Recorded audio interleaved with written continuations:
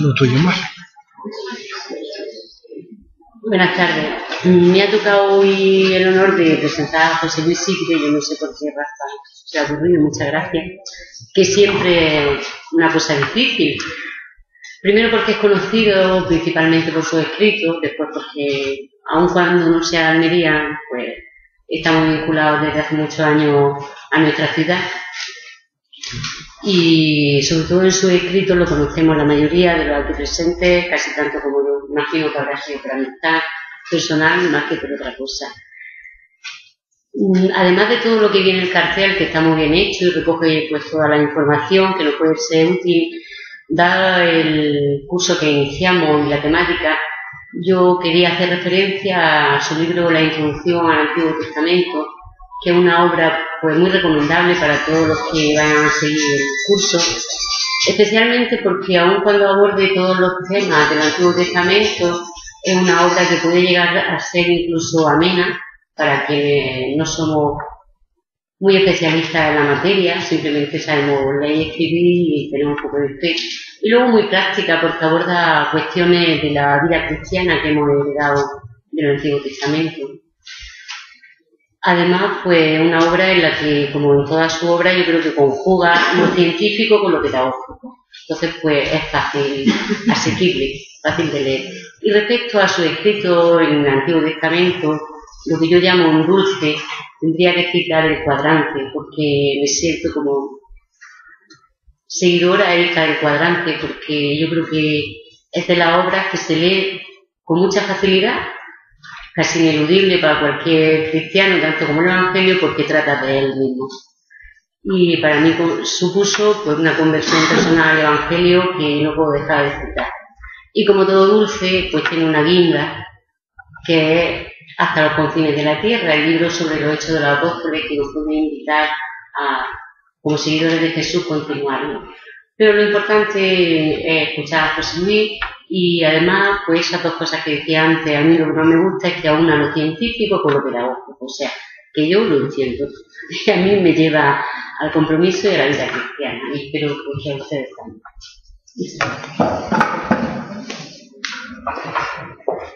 Muchas gracias, María del Mar.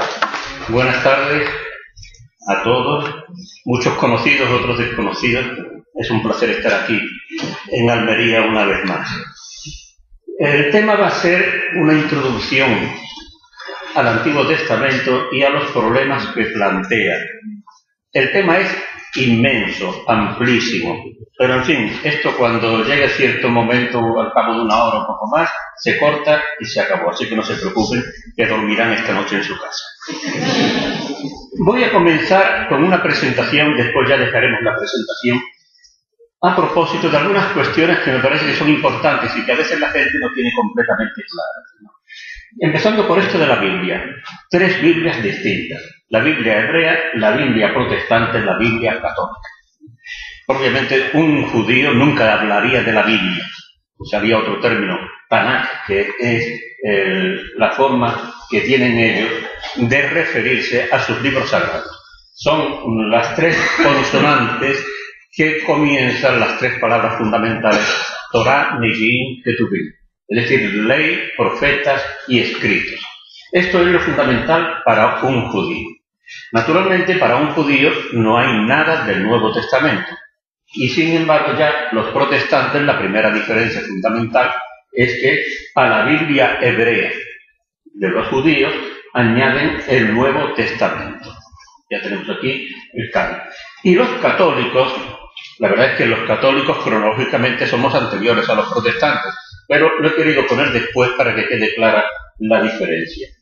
La diferencia radica en que la Biblia católica, a la Biblia hebrea y al Nuevo Testamento de los protestantes, añade los libros que se llaman deuterocanónicos.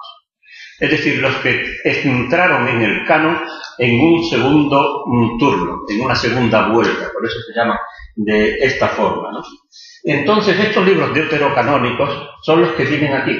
Tobías, Judith, los 2 libros de los Macabeos, Baruch, carta de Jeremías, Eclesiástico, Sabiduría, y los capítulos en griego de Daniel y Y aquí tienen la clave de por qué los judíos no aceptan estos escritos, y es porque están en griego. Para los judíos la lengua sagrada es el hebreo, y como una concesión podríamos decir el arameo, que es una variante, no es una variante, pero entiéndanme, son dos lenguas prácticamente muy hermanas, muy unidas, y entonces todo lo que sea hebreo o arameo es lengua sagrada.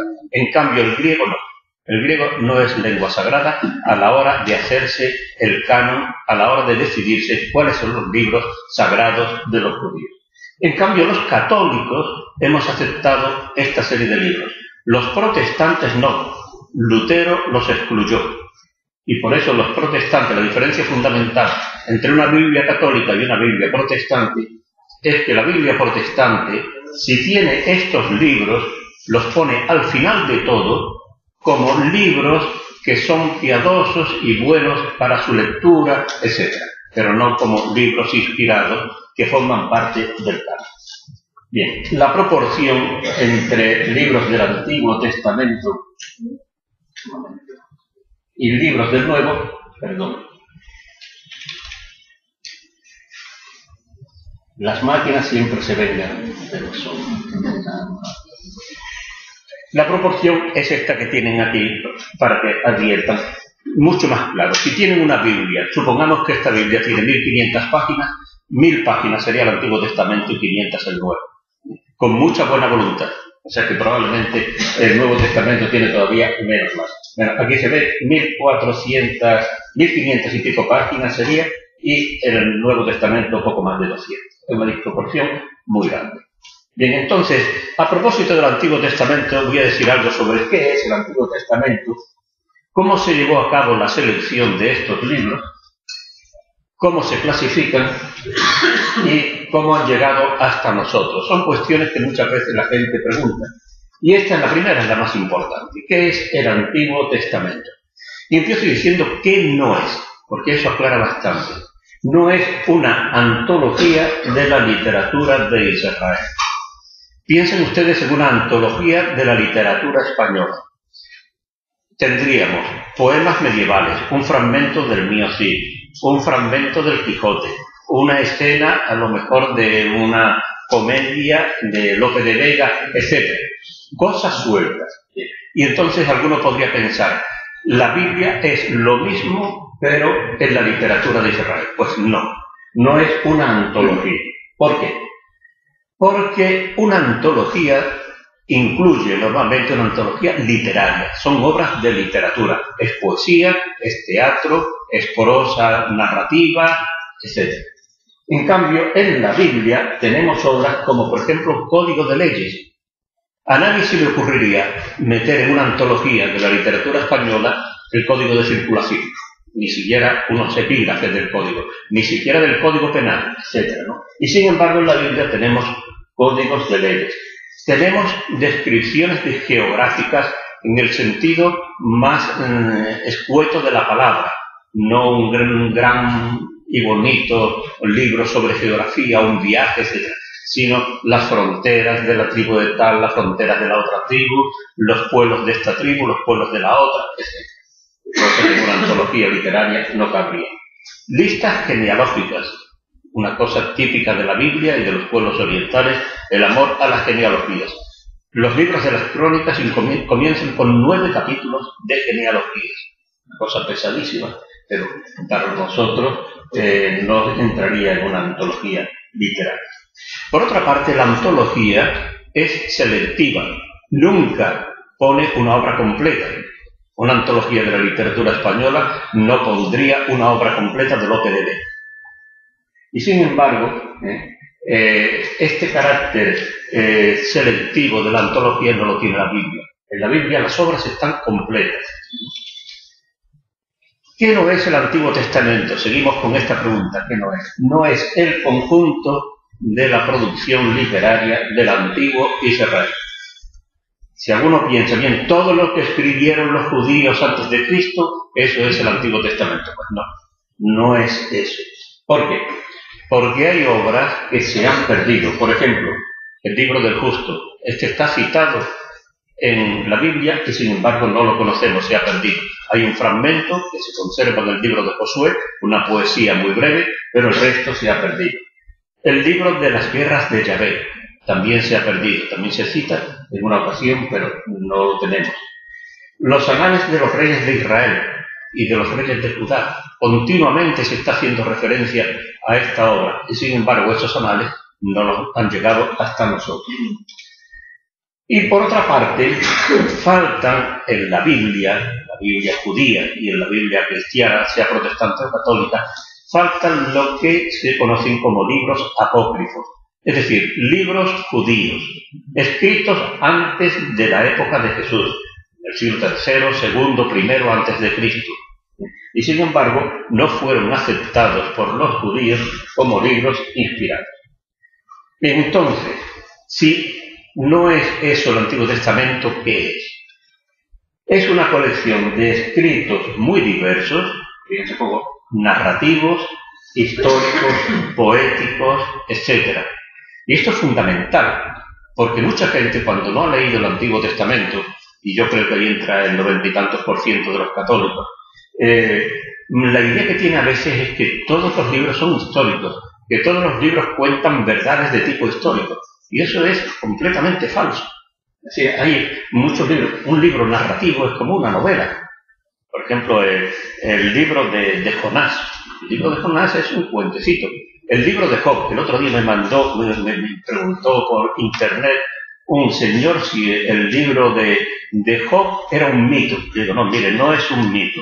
Es un cuentecito, un cuento que se ha utilizado para transmitir un mensaje teológico sobre la actitud ante el sufrimiento, etc. Pero es un cuento que no puede uno decir, Job es un personaje histórico, que tuvo 14 hijos y que tuvo, etc. No, mira, eso así no. O libros poéticos, etc. Luego estos libros son de épocas muy distintas, desde el siglo X hasta el siglo I antes de Cristo. O sea que en estos 10 siglos cabe una variedad enorme. Y lo fundamental es que estos libros, los judíos los aceptaron como inspirados porque en ellos veían reflejada su identidad.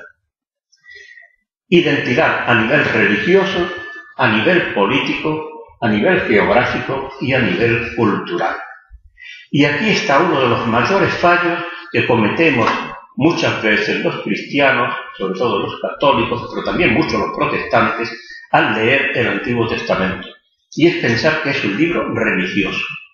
Es decir, un libro donde todo lo que vamos a encontrar es pura religión, pura piedad. Y que donde vamos a encontrar unas especies de vidas de santos. Una cosa muy edificante y muy bonita y muy hermosa.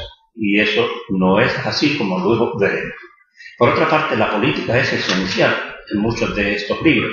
Y es tan importante que algunos libros, los fariseos cuando aceptaron los libros inspirados, no aceptaron, por ejemplo, los 2 libros de los Macabeos porque estaban tremendamente politizados. Es decir, eran unos defensores a ultranza de los Macabeos. Y los Macabeos y los fariseos se llevaban a matar. Y por consiguiente, cuando los fariseos hicieron el canon de los libros inspirados, dijeron, Macabeos, nada. Porque era un libro muy político, lo veían ellos con esa carga política. Luego a nivel geográfico y a nivel cultural. Por ejemplo, en la Biblia hay proverbios, hay todo un libro de proverbios. Algunos son espirituales, piadosos, pero otros no tienen nada, absolutamente nada de piadoso. Por ejemplo, 2 casos. Malo, malo, dice el comprador, y luego se aleja elogiando la compra.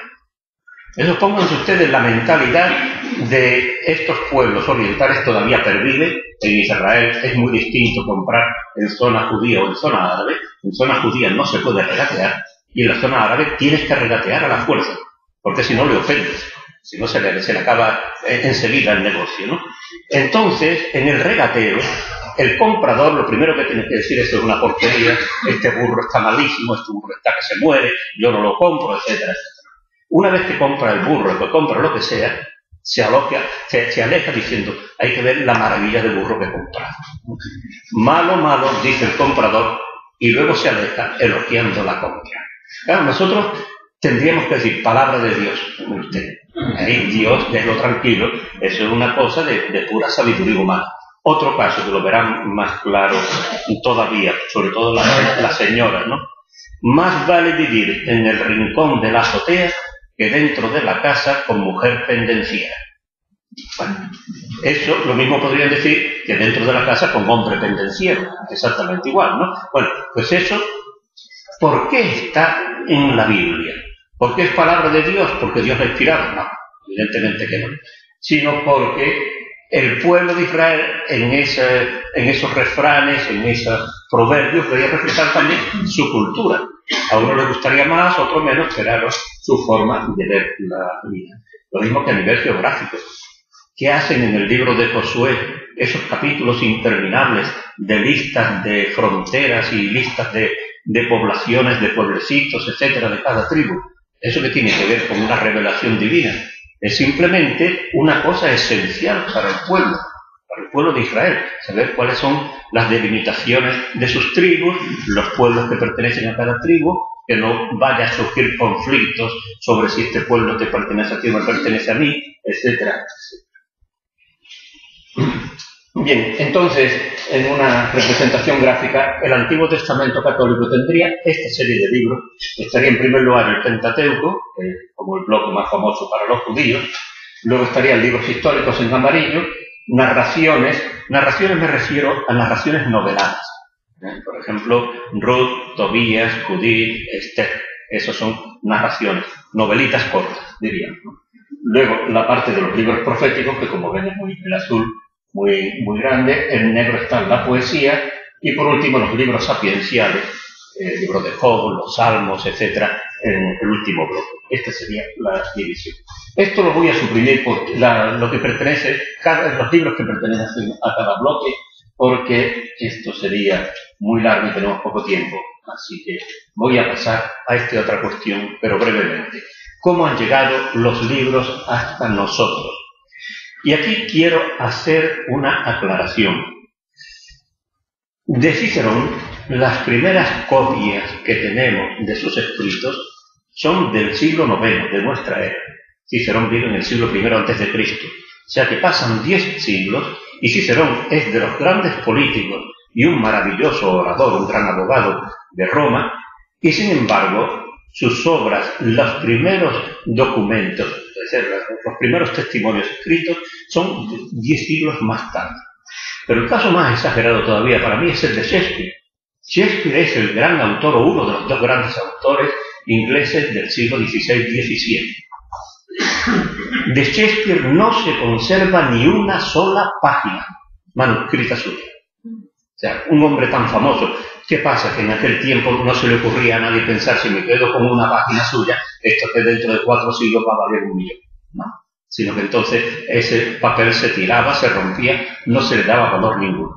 Y digo esto para que comprendan, cuando a veces la gente dice, bueno, pero es que los textos de la Biblia son muy tardíos, por consiguiente, a lo mejor ni son verdad, son todo un invento. No. Ese no es un criterio. Con ese criterio habría que terminar con Cicerón, con Shakespeare y con la inmensa mayoría de los autores antiguos. Los textos bíblicos han llegado a nosotros a través de manuscritos, de pergaminos y de códices. Los manuscritos son membranas de piel u hojas de pergamino que luego se cosían o pegaban. Están escritas por un solo lado. Esta va a ser la gran diferencia entre el manuscrito y el libro posterior, ¿no? Y como manuscrito famoso tenemos el rollo de Isaías de Qumran, que mide 7,35 metros. O sea, ustedes calculen por aquí, midan 7,35 y todo eso es el rollo de Isaías. Naturalmente, eso después se enrollaba en un eje, a veces en dos, para poder llevarlo de un sitio a otro. Hacía falta de bastante práctica y además, como pueden imaginar, eran bastante pesadas. Tiene 54 columnas y unas 30 líneas cada columna, ¿no? Pues tenemos casi 200 manuscritos del Antiguo Testamento de entre los años 250 antes de Cristo a 135 después de Cristo. Es decir, tenemos manuscritos antiquísimos. Ahora, Ya verán que no todos están perfectamente conservados. Luego los pergaminos. Este es un sistema que desarrollaron en la ciudad de Pérgamo hacia el año 300 a.C. y se fabricaba con piel seca, no curtida, de corderos, cabras, cerdos y asnos. Aquí tienen la cueva 4 de Qumran, que está al lado del Mar Muerto, allí en Israel, y en estas cuevas, por lo menos 11 han dado documentos muy interesantes, pues se encontraron estas ánforas, como pueden ver, se le quita la tapadera y dentro encontraron manuscritos. Como el desierto de Judá es tremendamente seco, al cabo de 20 siglos todavía se conservaban muy bien. Este, por ejemplo, es un rollo, el rollo de Isaías, que es el que mejor se ha conservado. Pero tienen también otras veces, otras copias, fíjense aquí, que sí ha llegado muy deteriorado. Fíjense esto. Bueno, pues esto, a pesar de todo, ojalá siempre estuviesen así. Hay veces que están muy, muy deteriorados. Para que vean cómo trabajan, han hecho el ADN de muchísimos de estos fragmentos mínimos para decidir si eran del mismo animal. Y entonces, por el ADN decidían, estos fragmentos están tomados del mismo animal, por consiguiente pertenecen al mismo rollo. Y así se pueden recomponer en la medida de lo posible los fundamentos. Aquí tienen un rollo. Fíjense que esto es inmenso. Esto para manejar no hace falta ya prácticamente con una ayuda grande, ¿no? Los códices están escritos por ambas caras. Esta es la gran diferencia. Esto ya es el sistema del libro. ¿Por qué se hace esto? Pues por pobreza. Es decir, para ahorrar se gana la mitad del espacio, si se escribe por los dos lados, ¿no? Y estos son de épocas más tardías. Para el Antiguo Testamento los más famosos son el de los profetas del Cairo, que se conoce con la letra C, del año 895 ya de nuestra era, el Códice de Alepo del 930 y el Códice de Leningrado del 1009. Y esto, el más importante es el de Leningrado, que contiene todo el Antiguo Testamento. Aquí tienen el Códice de Alepo, una foto bastante mala, pero bueno, este es el de Leningrado. Y bueno, estas son las traducciones antiguas que son importantes, griego, siríaco, latín. Y aquí tienen, como se cumplen precisamente ahora 500 años de la publicación de la Biblia Complutense, de Cisneros, es la primera que se hizo en el mundo. Es de un valor científico impresionante. Y esto que ustedes ven ahí con tan poca calidad, que no da para más, cuando uno ve el original de la Complutense, que no es fácil verlo, en Alcalá de Henares, Complutum es Alcalá de Henares, pues en Alcalá de Henares no la tenían en la universidad, en Salamanca sí, ¿no? Y ahora ya han conseguido una. Entonces, fíjense lo que es componer. En el texto de la izquierda, la columna de la izquierda, el hebreo, al lado tienen el arameo, luego está el griego, luego el latín, abajo el árabe y abajo otra cosa que no consigo yo aquí, parece que está el latín, lo que hay, ¿no? Bueno, y todo eso componer de forma que se correspondan las líneas, esta es una obra realmente maravillosa de tipografía, realmente especial. Bueno, ahora vamos a dejar la presentación y nos pasamos al esquema que se ha repartido. Aquí hay todavía un folio suelto, alguien lo quiere. Y esto es lo que decía, este es un tema inmenso, o sea que aquí yo realmente un poco más de media hora no puedo tratarlo, pero en fin, diré algunas cosas y el que tenga interés, pues ya sabe que en el libro de la introducción al Antiguo Testamento lo puede encontrar fácilmente. Los problemas que plantea la lectura del Antiguo Testamento, imagínense que alguno terminase esta charla diciendo yo voy a leer el Antiguo Testamento. Le puede ocurrir como a una señora muy amiga mía allí en Granada, que estaba gravísima, contrajo una enfermedad mortal en un viaje por Tailandia, no sé qué cosa. Y entonces, cuando ya consiguió recuperarse, como me había oído hablar mucho de la Biblia y de la importancia de la Biblia, etc., decidió leer la Biblia y empezó a leer por el libro de Josué. Y por poco pierde la fe.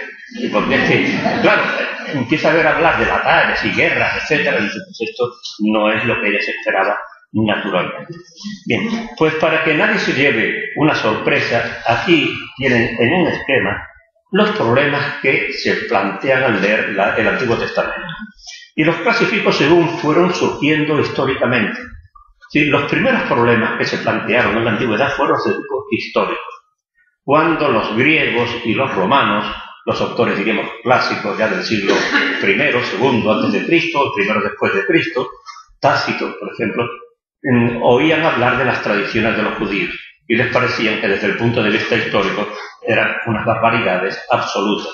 Claro que uno lee también lo que contaban los griegos y los romanos y desde nuestro punto de vista son igualmente absurdas, ¿no? Pero en fin, eso era lo primero que se planteó. Estos libros, ¿qué tienen de verdad y qué tienen de inventado? Ahí les pongo, lo primero de todo, datos desconcertantes en los orígenes de la humanidad. Y para ir un poco más rápido, permítanme que lean, que no me gusta el método de leer, pero así puedo ir un poco más veloz. Imagínense que cogen el Antiguo Testamento, vamos a saltar los 3 primeros capítulos, es decir, la creación del universo, la creación de Adán y de Eva, el pecado, porque eso vamos a suponer que alguno dice, bueno, esto se puede interpretar desde un punto de vista simbólico o son influjos de ritos. Vamos a seguir. Y desde un punto de vista histórico, lo que uno se plantea inmediatamente es lo siguiente. Ya desde el primer momento, es decir, desde Caín y Abel, la humanidad está dividida entre agricultores, Caín es agricultor, y pastores, Abel es pastor. Bueno, esta división entre agricultores y pastores tardó una cantidad enorme de tiempo, de siglos, en hacerse. Y la aparición de la agricultura también, hoy día diríamos ya, bueno, ya 1 millón de años o probablemente más todavía. Cuando Dios condena a Caín por haber asesinado a Abel, Caín le dice a Dios que tiene miedo, ¿no?, de que el primero que lo encuentre lo mate. Bueno, y lo curioso es que no hay ningún primero que lo encuentre porque no hay nadie. Están su padre, su madre y él, porque Abel lo ha matado, y no hay más gente. Y sin embargo, que el primero que me encuentre me puede matar. Oiga, no. A continuación, Caín se une a su mujer y da a luz a Enoc. Pero de esta mujer no se ha hablado en ningún sitio. Y por eso los libros apócrifos judíos, los que no están en la Biblia, se plantearon este problema y se inventaron una mujer. Y ya le dan a Caín, a Adán y Eva tienen también una hija, y esa hija va a ser la esposa de Caín. Luego, a continuación, Caín construye una ciudad, a la que pone el nombre de su hijo Enoc. El fenómeno de la sedentarización en historia es un fenómeno muy tardío. O sea, que la humanidad nace en África y se pasa muchos siglos de un sitio para otro hasta que ya se sedentariza. Y desde luego la primera ciudad que se conoce es Jericó, que tiene unos 10.000 años de existencia. O sea que si Caín está en los orígenes de la humanidad, ciertamente Caín no construyó la primera ciudad. Poco después se habla de Tubal-Caín como forjador de herramientas de bronce y hierro. Y esto es desconcertante porque cualquier autor antiguo sabía que primero se aprendió a forjar el bronce, siempre la edad del bronce, y luego, al cabo de 2000 años, viene la edad del hierro. Y sin embargo, la Biblia presenta a este Tubal-Caín como un señor que inventa las dos cosas al mismo tiempo, a forjar el bronce y a forjar el hierro. Luego viene el diluvio universal. Del diluvio universal tenemos hoy día 350 tradiciones extendidas por el mundo entero. Es decir, que en cuanto llovía mucho y había una inundación fuerte y se hundían las 4 casas de aquella época en un pueblecillo, siempre lo concebían como un diluvio universal.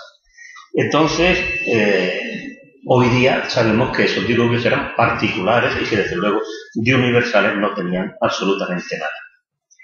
Noé, después del diluvio, planta por primera vez una viña, descubre el vino y se emborracha. Bueno, y hoy sabemos con absoluta certeza que en el Antiguo Oriente con lo primero que se emborrachaban era con la cerveza, no con el vino, ¿no?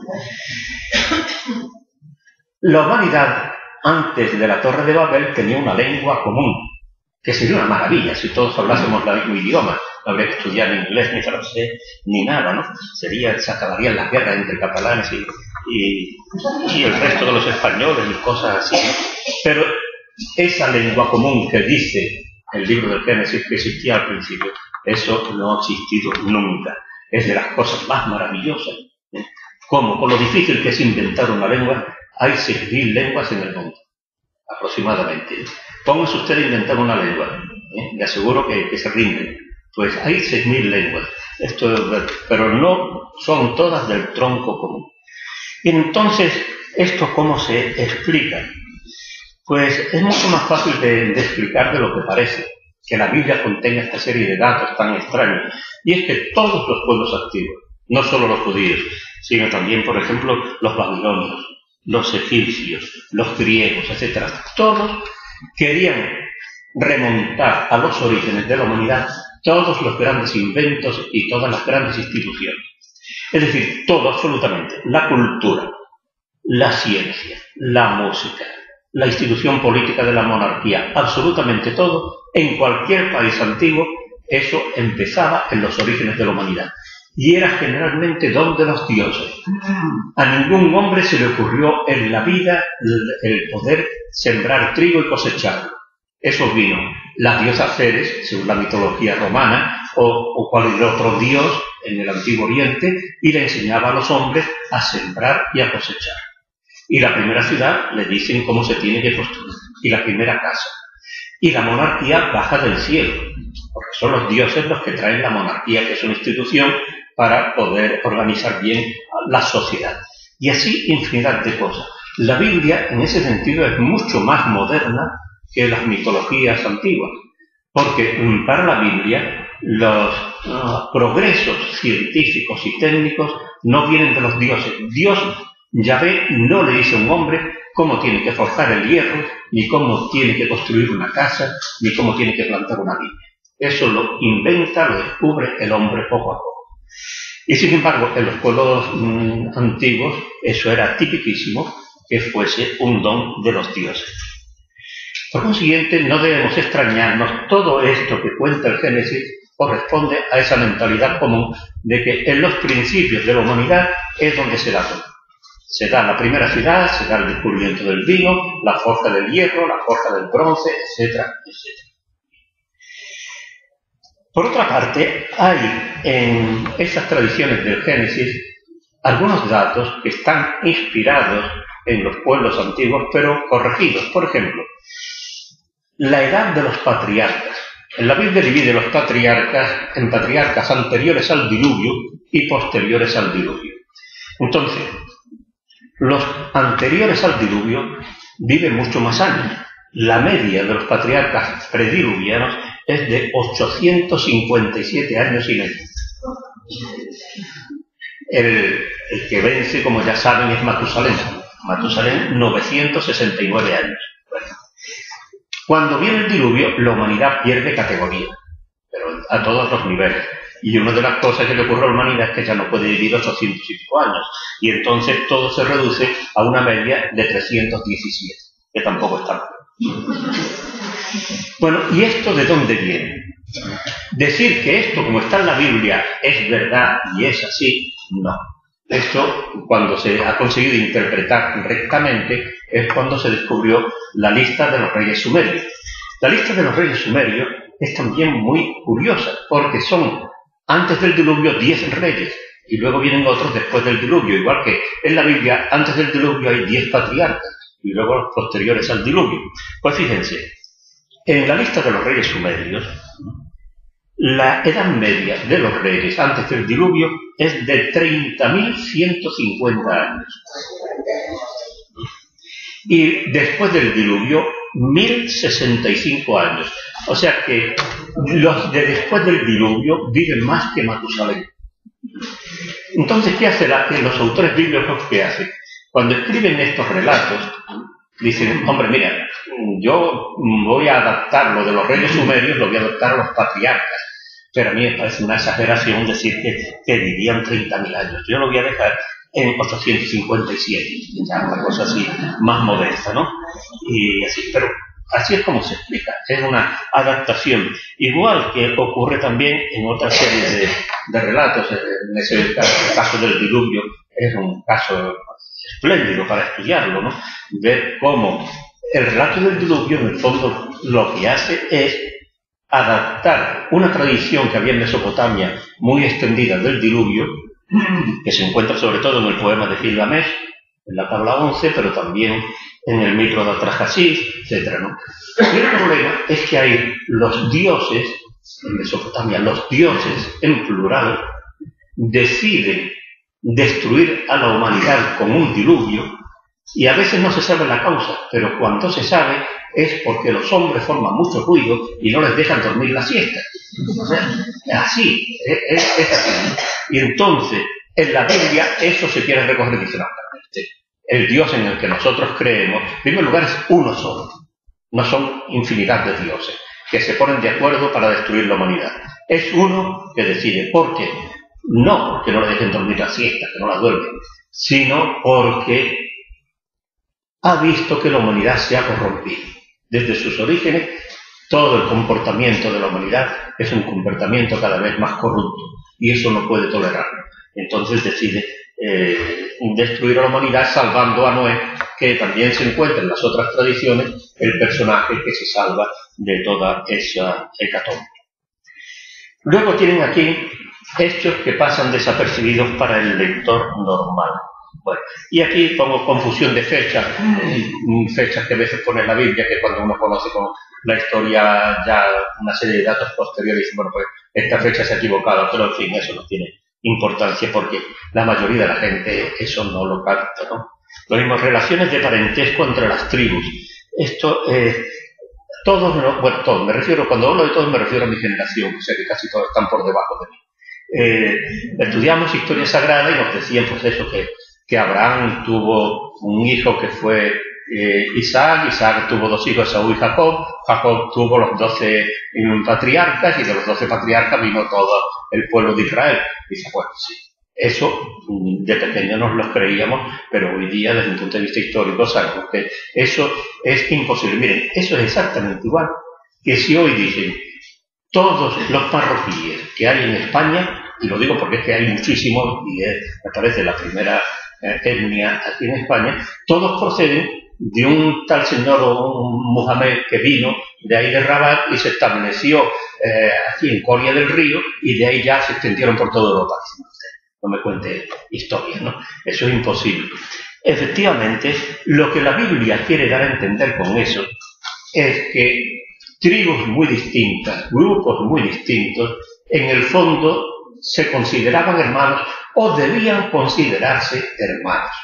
O sea, y esto, fíjense, en una época, y yo como vivo más tiempo en Italia que aquí en España, lo puedo decir como igual que se dice aquí a veces los regionalismos, los nacionalismos, en Italia están exactamente igual. O sea que en ese sentido cada cual quiere volver un poco a su tribu, a la tribu prehistórica, ¿no? Y en la Biblia lo que pretenden es que las tribus se sientan hermanas. ¿Cómo lo consiguen? Diciendo, miren ustedes, todos nos remontamos a un antepasado y esos antepasados tienen un tronco común, un padre común, que es Jacob, Israel, que es en definitiva Abraham, etc., ¿no? O por ejemplo la idea de la conquista total. Esto es, como a mucha gente le gusta decir, es un mito. A mí es que la palabra mito me gusta usarla técnicamente, y es cuando se refiere al mundo de los dioses, o al mundo de los dioses y los hombres juntos, pero no una cosa humana, así no es un mito. O sea, no sé, por lo menos desde un punto de vista técnico me parece que no es correcto, ¿no? Entonces, eso que pinta la Biblia, de que los judíos vienen de Egipto, atraviesan el desierto, invaden el territorio de Canaán y lo conquistan todo, eso no tiene ya base ninguna desde el punto de vista histórico. Y sin embargo, ellos lo quieren, lo cuentan así en la Biblia porque quieren dar a entender que esa es la tierra que Dios les ha dado en herencia, etcétera, etcétera. Paso al tema de los milagros. Desde un punto de vista histórico es otro de los problemas fundamentales. De milagros en la Biblia hay una cantidad enorme, pero quizá les sorprenda si les digo, hay menos de los que se pueden imaginar. Cuando uno lee toda la Biblia, hay muchísimos menos milagros de lo que uno podría pensar. Y esos milagros se concentran especialmente en los orígenes del pueblo y en los casos de Elías y Eliseo. en esos dos profetas del siglo IX. Bueno, y recuerdo, milagros de los orígenes del pueblo, pues están la liberación de Egipto a través de las plagas, son las 10 plagas, que ya al final convencen al faraón para que deje salir al pueblo de Egipto. Se encuentra con que tiene que atravesar el mar de las cañas, que al traducirlo al griego se tradujo por Mar Rojo, y desde entonces ya hablamos del Mar Rojo. Bueno, y entonces un milagro enorme, porque el mar se divide, pasan los israelitas, luego cuando quieren pasar los egipcios en su persecución, las aguas los cubren y desaparecen en el mar. Luego llegan al desierto y como no tienen que comer, viene el maná. Y luego, cuando se hartan de manar, vienen las codornices. Y cuando tienen sed, la roca se le pega ahí y brota agua y se alimentan, beben de la roca 600 y pico mil personas y sus ganados, ¿no? Cuando llegan al Jordán, el Jordán también se abre por la mitad para que pueda pasar el pueblo tranquilamente. Y cuando llegan a Jericó, la primera ciudad de Canaán, caen las murallas. Milagrosamente, las murallas se derrumban y el pueblo puede conquistar la ciudad. Bien, estos milagros, sobre todo los milagros del Éxodo y de las plagas de Egipto, se han querido explicar por una serie de fenómenos naturales que cada uno condiciona al siguiente. No tengo tiempo de detenerme en esta cuestión, pero sí quiero hacer referencia de las distintas propuestas que se han hecho,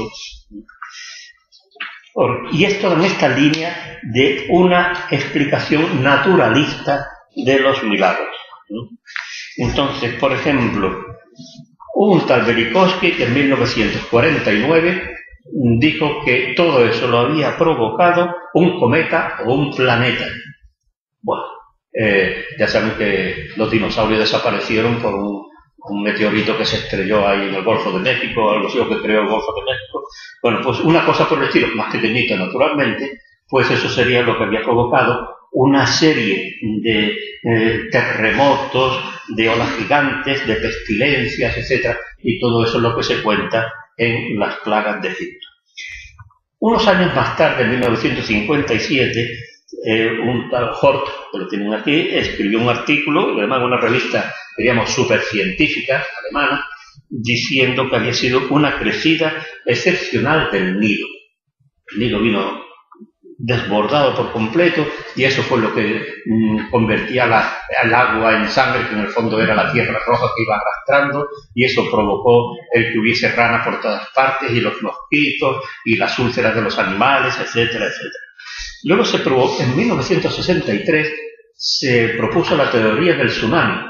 Y esto es muy curioso porque yo creo que aquí en España del tsunami oímos hablar por vez primera cuando fue el famoso tsunami hace unos cuantos años, que antes yo creo que no sabíamos ni que existía el tsunami, ¿no? Y entonces dice que todo fue un tsunami. Y ha habido después otra teoría en el año 64 que ese tsunami lo relacionó con un dato científico, y es la erupción del volcán Santorín. Algunos quizás han estado en Grecia de turismo y ha visto el Santorín y el volcán Santorín, que tiene una parte fuera del mar y otra parte bajo tierra. Yo no he estado en Grecia, pero he pasado en avión por encima, de una maravilla, precioso ver aquel. Entonces, ese volcán estalló, parece, según todos los cálculos, hacia el 1500 a.C., cosas así. Y desde luego, el estallido de aquel volcán, naturalmente la ola que formó las ondas, tuvo que llegar hasta Egipto, evidentemente porque estaba cerca. Si el tsunami de Indonesia llegó hasta África, pues entonces eso con mucho más motivo. Pues esto es que ha pasado después a un programa de televisión del History Channel, en que presenta las plagas de esta manera. Pero bueno, eso no hay manera de conciliarlo con la Biblia. Y el programa ese de History Channel es una tomadura de pelo monumental, porque Jacobovici, el que lo hizo, es un cara dura, no tiene otra palabra, ¿no?, que entrevista a un científico, después pone la parte que le interesa, suprime otro y al final hace un engendro que demuestra lo que le dé la gana, pero no tiene base ninguna. O sea que intentar explicar las plagas y que en el fondo la idea es, la Biblia tiene razón, la Biblia no miente. Esa es en el fondo la idea de esta gente, ¿no? Y no se trata de que mienta, sino simplemente de que cuenta una batalla que no es real, ¿no? Hay otra forma de explicarlo, que es la forma que pongo aquí, cultural, literaria y teológica. ¿Vale? Y es por la cultura de aquel tiempo. Cuando se cuentan los orígenes de un pueblo, siempre se engrandece, siempre se enaltece. Aquí se podría hablar mucho de la cultura griega y latina, lo que cuentan de sus grandes héroes, de Aquiles, etcétera, bueno, todo eso. Yo me baso en las películas que veía de niño, las películas del oeste. Y bastaba ver a Buffalo Bill, que empezaba a disparar, a matar indios, y no se le acababan los tiros en la vida.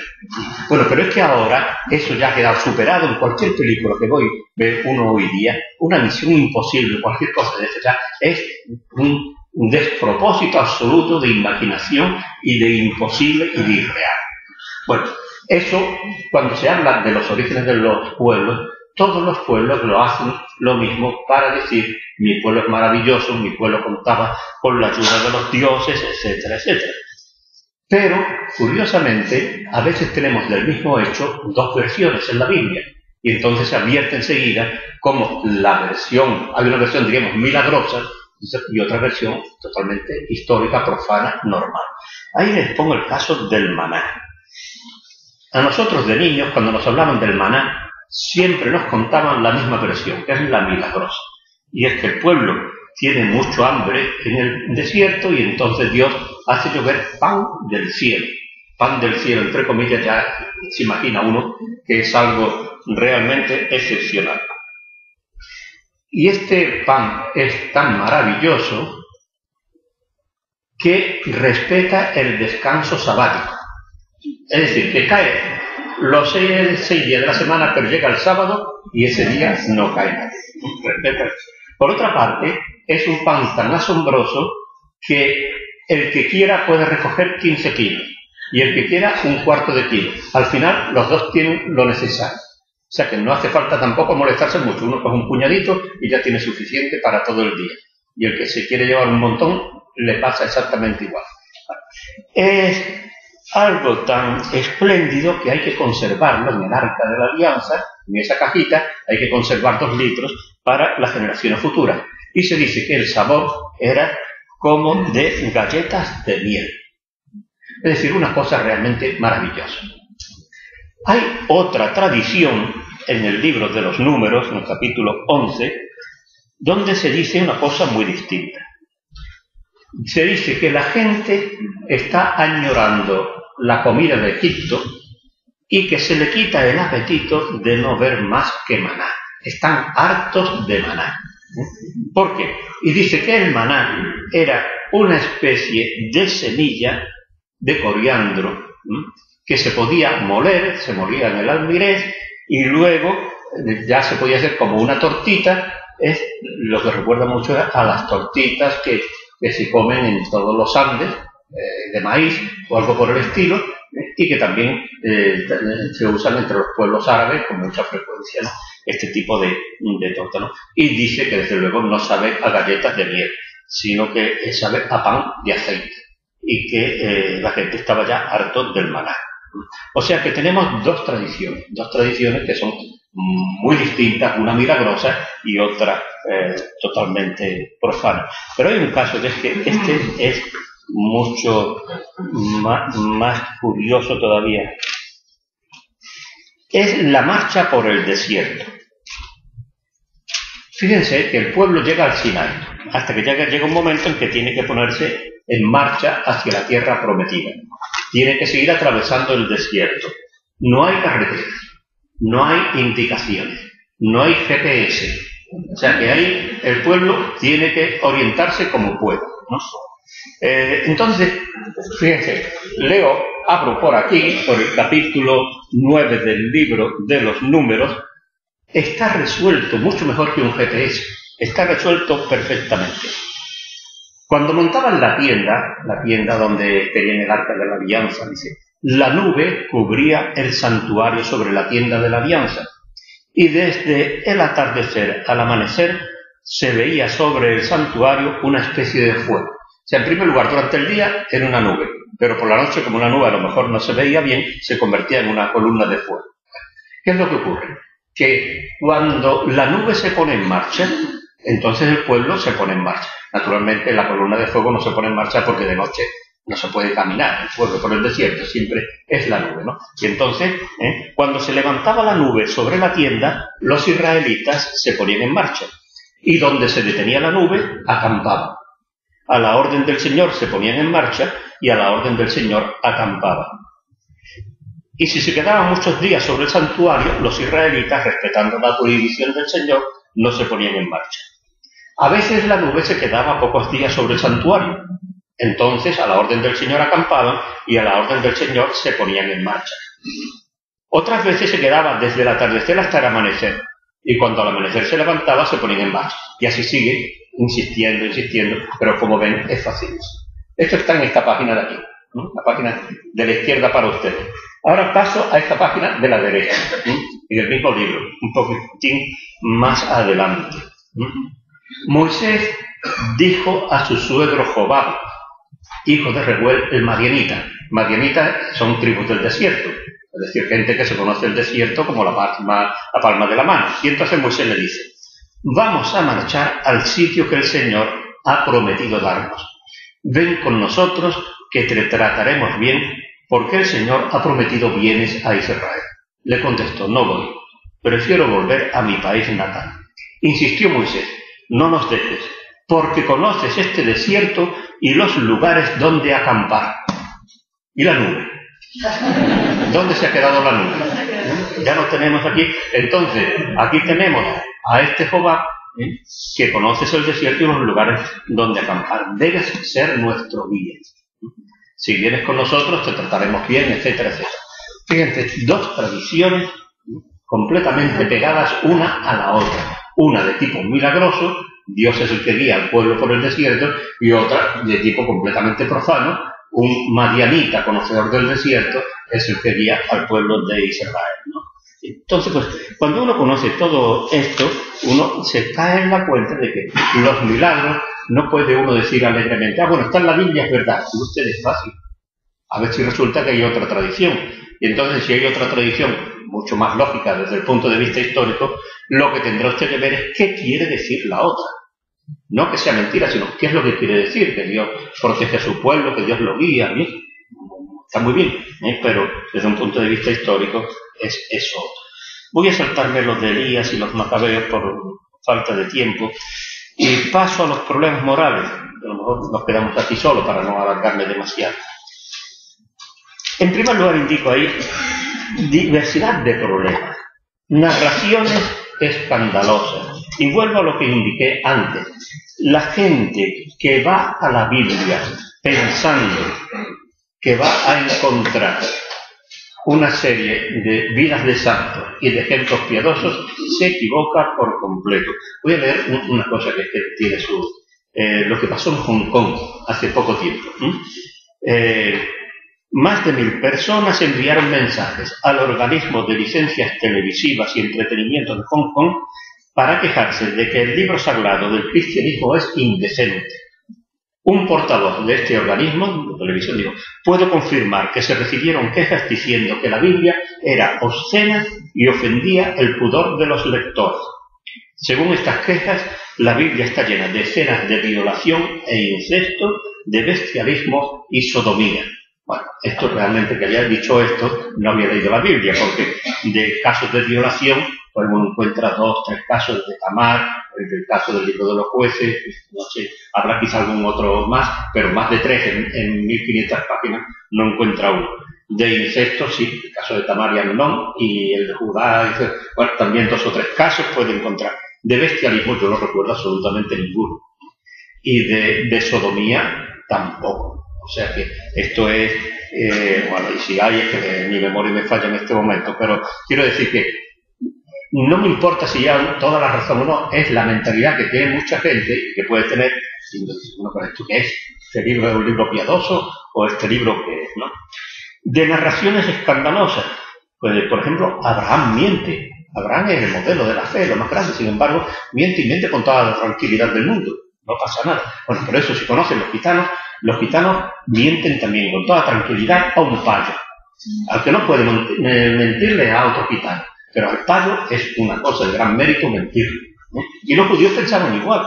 Mire usted, a un egipcio le puedo mentir, a un cananeo le puedo mentir.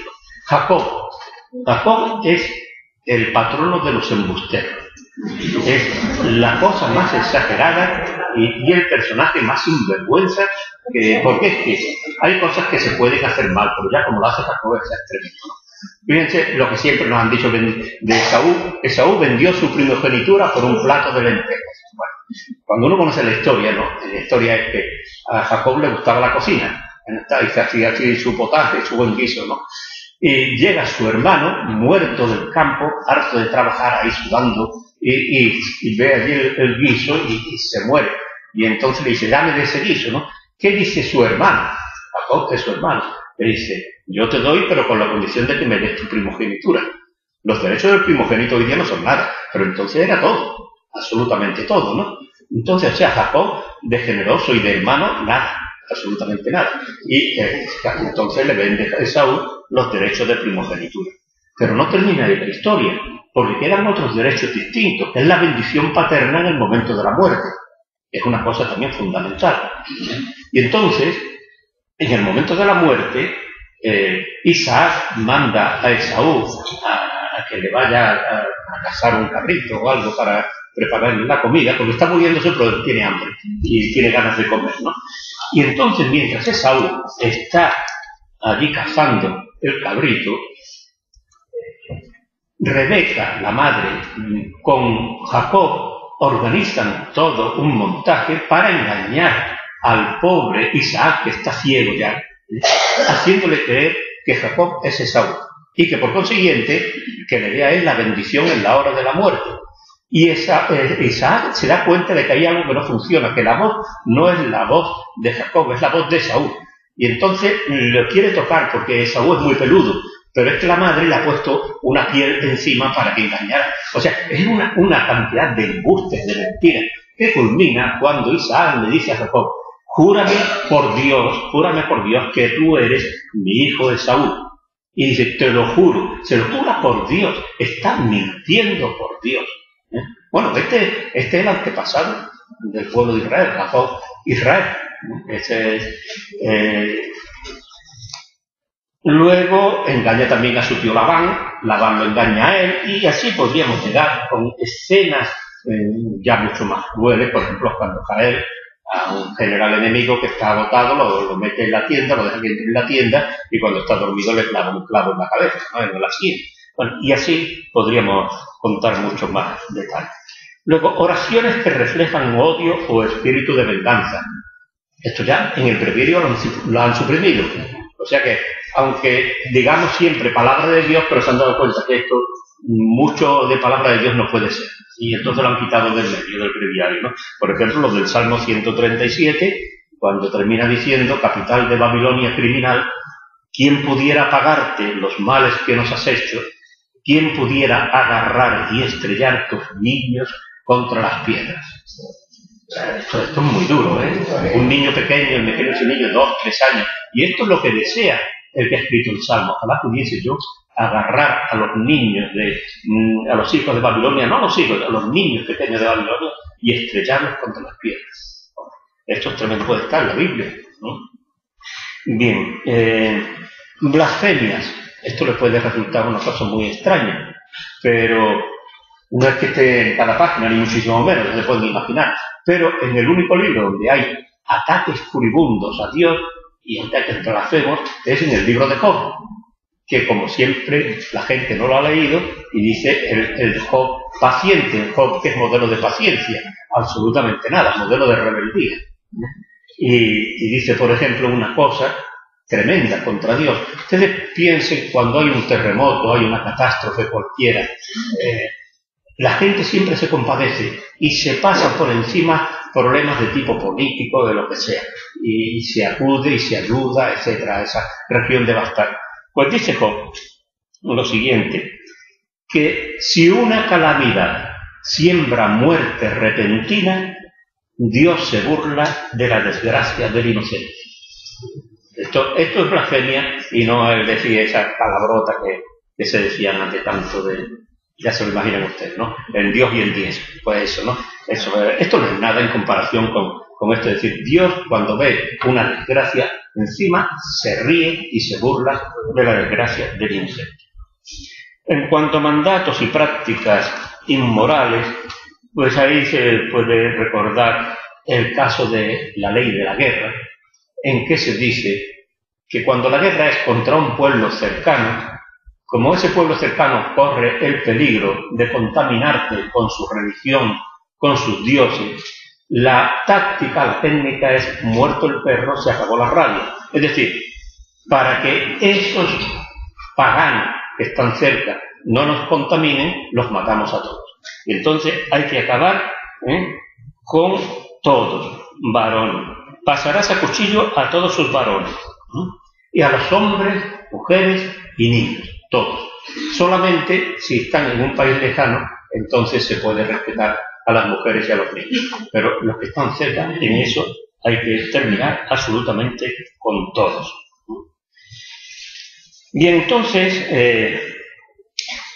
ahí les pongo en el esquema, antes de seguir adelante, que la otra cara de la moneda es el elevado mensaje moral. Yo estoy fijándome aquí solamente en los problemas. Habrá otra charla, no sé si la tercera o la cuarta, que va a ser sobre los valores y la parte positiva del Antiguo Testamento, que completará esto que estoy yo diciendo, ¿no? Pero lo que quiero decir es que no piensen ustedes, por lo que he estado comentando, que los antiguos israelitas eran unos bárbaros que estaban siempre matando y acuchillando. No es eso. Tenían una sensibilidad moral muchísimo más grande. Miren, hay un caso, recuerdo que hace no muchos años, cuando la guerra del Golfo, después se celebró en Nueva York un gran desfile de la victoria. Bueno, el desfile de la victoria lo hubo después de la Primera Guerra Mundial, después de la Segunda, pero el último así famoso fue después de la guerra del Golfo, ¿no? Y en Israel hubo guerra civil. Aquí en España hemos tenido desfiles de la victoria después de una guerra civil. En Israel hubo una guerra civil. Y cuando terminó la guerra civil, en esa guerra, la tribu de Benjamín quedó prácticamente destrozada, casi desapareció, ¿no?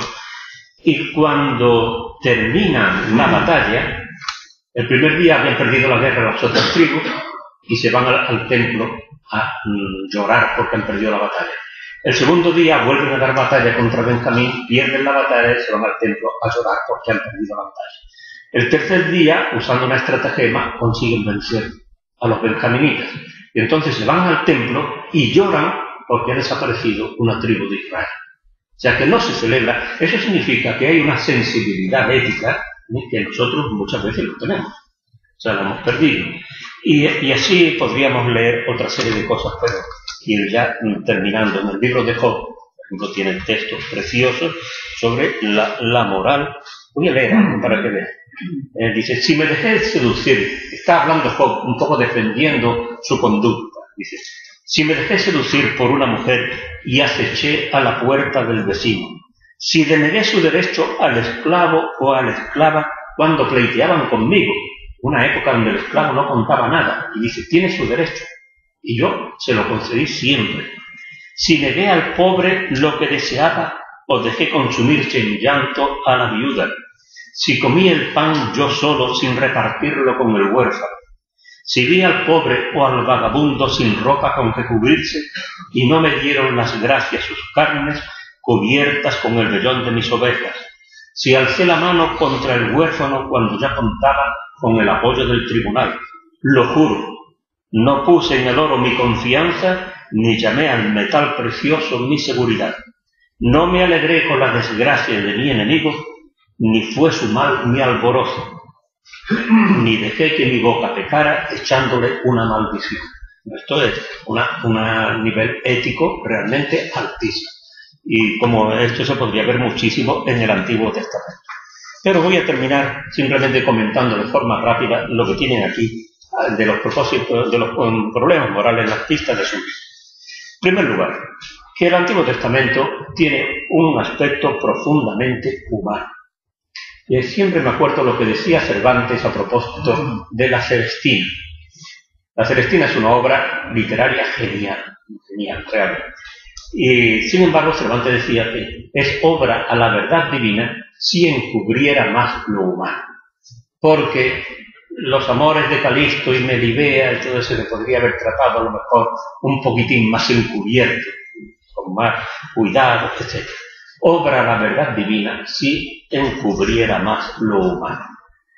Y del Antiguo Testamento se puede decir obra a la verdad divina porque no encubre lo humano. Aquí aparecen los seres humanos, hombres y mujeres, como somos. Seres reales y concretos, con virtudes sin defectos, con muchísimos fallos. Pero eso es la gente a la que Dios quiere, la gente a la que Dios salva. O sea, porque si presentamos un mundo maravilloso, donde todos son santos, entonces Dios no tiene nada que salvar.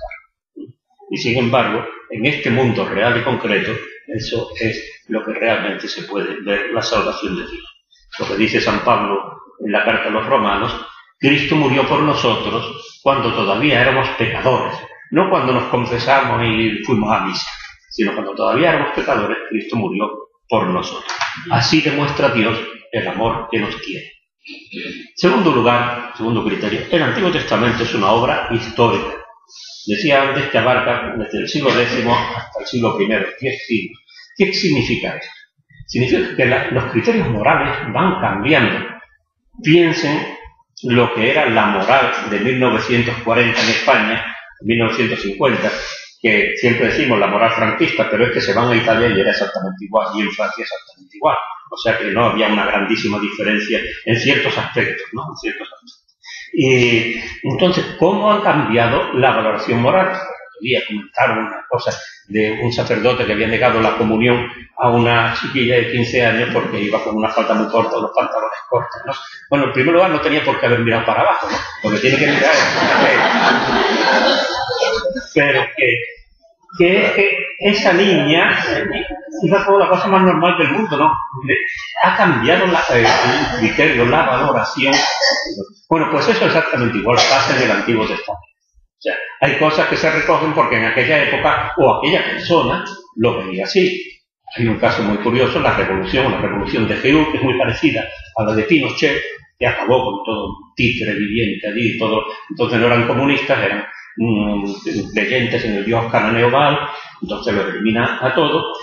Y en el libro de los Reyes se pone a Jehú como un gran personaje y casi como un defensor de la patria y de la religión, etcétera, etcétera.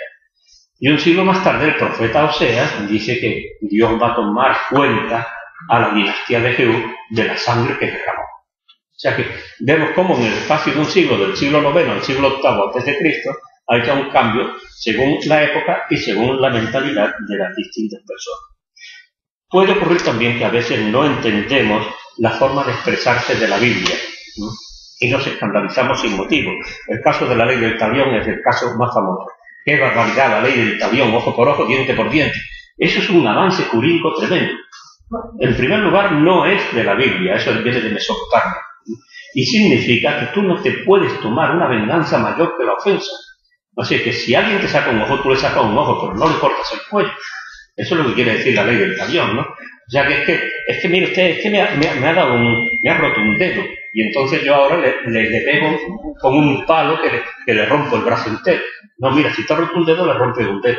Ojo por ojo, diente por diente. Pero no, la venganza no puede ir más allá de la ofensa. Y esto, insisto, aunque ya en el Nuevo Testamento esto está superado, muchas veces habría que decir, ojalá volviésemos a la ley del talión. Y a veces, luego, otro criterio que no podemos interpretar como palabra de Dios lo que palabra de hombres.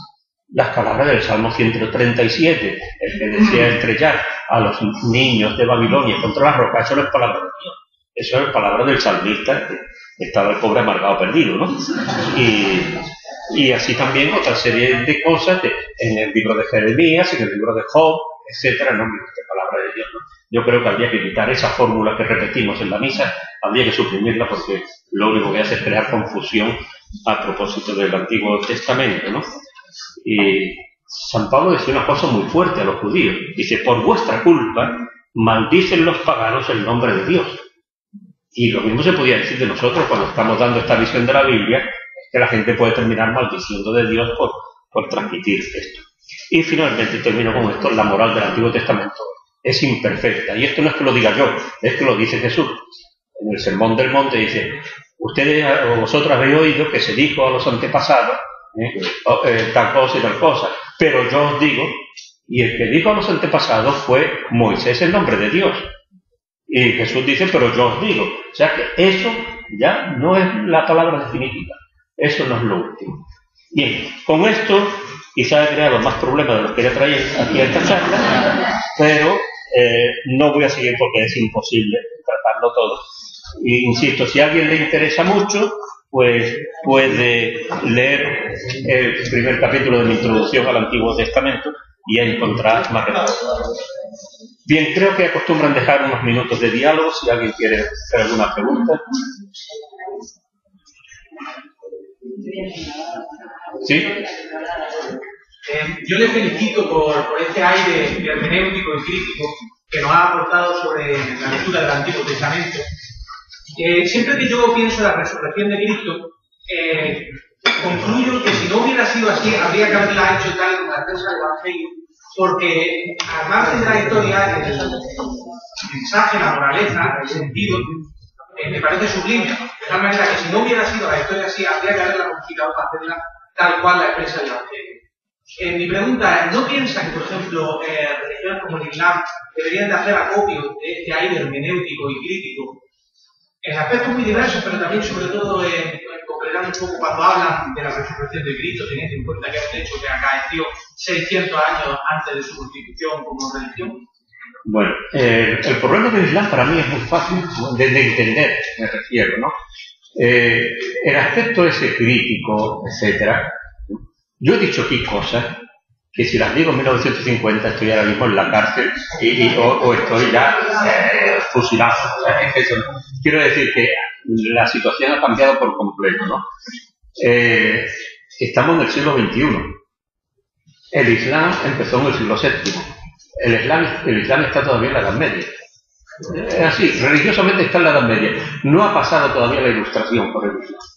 En el mundo cristiano tuvo que venir la Ilustración francesa con todas las cosas desagradables que queramos y las críticas radicales y furibundas de Voltaire y de todo eso, pero esa crítica tan tremenda de la Ilustración francesa, al cabo de 2 siglos, la Iglesia Católica empezó a aceptarlo, a aceptar mucho, y eso ya digo, 1970, 1980, es cuando, por consiguiente yo digo, a los musulmanes hay que darles todavía un voto de confianza y esperar que vaya madurando toda esa situación.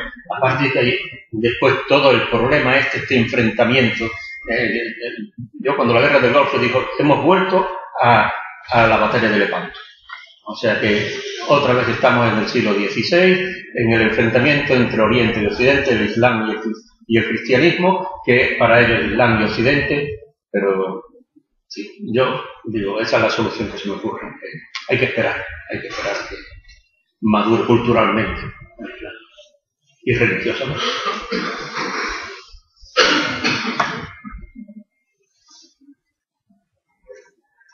Bueno, pues si no nos preguntas, ya han tenido bastante paciencia.